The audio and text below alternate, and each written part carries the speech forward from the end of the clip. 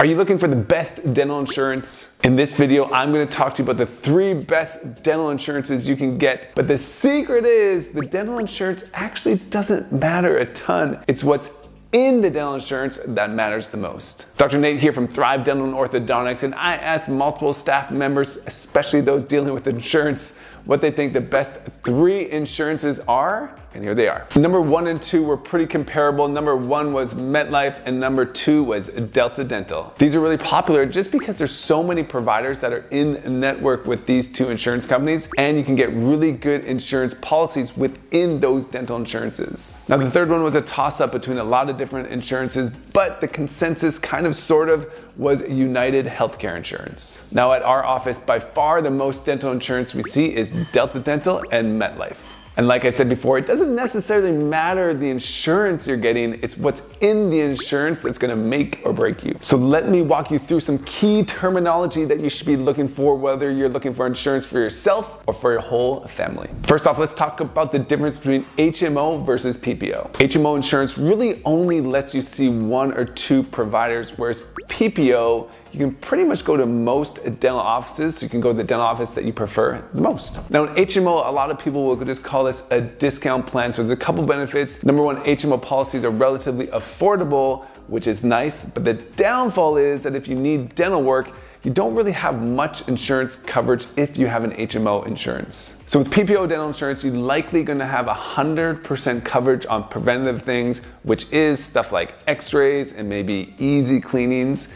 And then if you need any dental work, some crowns, some fillings, some deep cleanings, typically you're gonna have roughly anywhere between a 50 to 100% coverage. Now you can tell that's a lot different than HMO. HMO, you're not gonna have those coverages. You get a discount plan that the dental office offers to you. So right off the bat, if you need a lot of dental work or even actually just a moderate amount of dental work, PPO is by far gonna be your best bet. Now if you're just gonna get your regular dental cleanings and you really don't care about the office and how it looks, or the provider that you're gonna see, an HMO may be okay for you. So now you know the big difference between HMO, PPO, but let's go into some very specific terminology that you're gonna need to know before you choose your insurance. The first one that gets a lot of people is the waiting period. Now, waiting period is the amount of time you need to wait before your insurance even kicks in.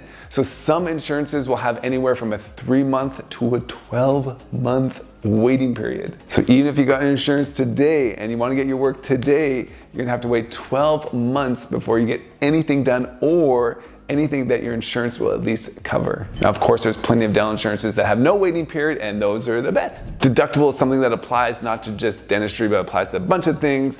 Deductible just means the amount that you have to pay before your insurance kicks in. Now, to be honest, in dentistry, this is not a huge thing because most deductibles are pretty low. They're anywhere from like 50 to 75 bucks, but just something you should know before you get your dental insurance. Now, percent coverage is the amount that your insurance will cover after that deductible is hit. And this is huge if you're gonna have a lot of dental work that needs to be done. Some people get extremely great coverage and their insurance covers 80 to 90 to sometimes 100% of their fillings and crowns, whereas others cover as low as like 25, 35%. So you can see if you need a lot of dental work, the difference in coverage is gonna make a huge difference to you. Now, I'm not saying one is right or wrong, it just depends on what you specifically need for your dental health. Now, this one gets a lot of people, and it is something called the missing tooth clause. This is a big one, especially if you are missing teeth, because it prevents you from getting any dental benefits if that clause is in there. So what it basically is saying is if you had your tooth taken out or the tooth was out before you got your dental insurance,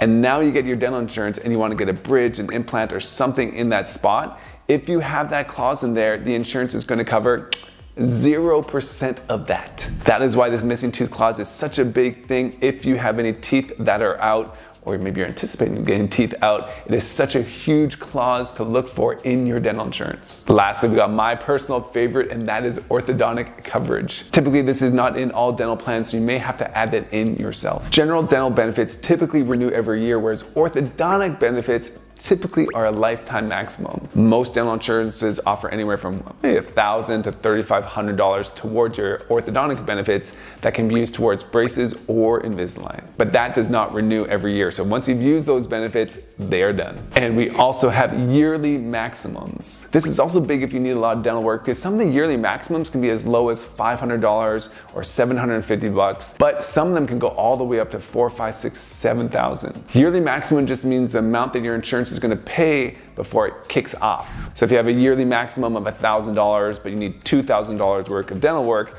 it's going to stop paying any dental insurance benefits after that $1,000 or after that yearly maximum has been met. Now you're more knowledgeable than you were before, so you can make some great dental informed decisions for yourself to get the best dental insurance possible. You know the difference between HMO, PPO, deductibles, ortho coverage, waiting period, missing tooth clause, a bunch of other stuff that I went through. And I'm interested to know, what dental insurance do you have? Let me know in the comments below, because I'm interested to know what dental insurance do you have and if you like it or not. And if you're wondering what the difference is between a normal cleaning or a deep cleaning, you can check out this video below, and make sure to like and subscribe, and I'll see you guys in the next video.